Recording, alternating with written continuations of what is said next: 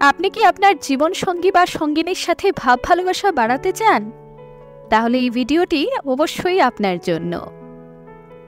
স্বামী স্ত্রীর মধ্যে ভাব ভালোবাসা বাড়ানোর জন্য শুধু এই 5টি নিয়ম ফলো করুন।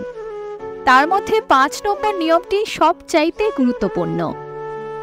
নাম্বার 1, একে অপরকে সময় দিন। যতই ঘরের কাজ, বাইরের কাজ, অমুক কাজ, তমুক কাজ যাই থাক না কেন, প্রতিদিন অন্তত আধ ঘন্টা দুজনে একসাথে বসে কথা বলুন, সুখ দুঃখের গল্প করুন।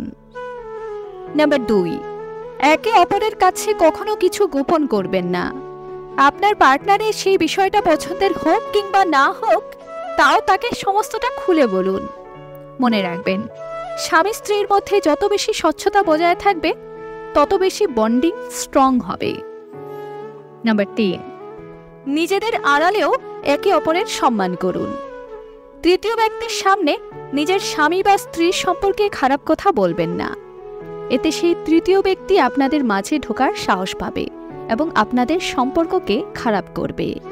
নাম্বার 4, নিজেদের মধ্যেকার মনোমালিন্য ঘরের 4 দেওয়ালের মধ্যে সীমিত রাখুন। খুব সিরিয়াস কিছু না হলে বাইরের কাউকে বা পরিবারের অন্যদের এতে যুক্ত করবেন না। মনে রাখবেন, রাগের মুহূর্তে ছোটখাটো ঝগড়া একজন বিবাহিত দম্পতির মধ্যে হতেই পারে। এটাকে নিয়ে বেশি জলঘোলা করা ঠিক নয়। এতে দুজনের মধ্যে দূরত্ব বাড়বে বই কমবে না। নাম্বার 5, বিয়ের বয়স একটু পুরনো হলে প্রায় প্রতিটি স্বামী স্ত্রীর মধ্যে শারীরিক একটা দূরত্ব চলে আসে, আর এই শারীরিক দূরত্ব থেকেই কিন্তু তৈরি হয় মানসিক দূরত্বের।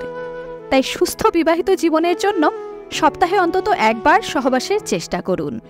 এতে শরীর ও মন দুটোই ভালো থাকে এবং বিবাহিত জীবন দীর্ঘমেয়াদী হয়।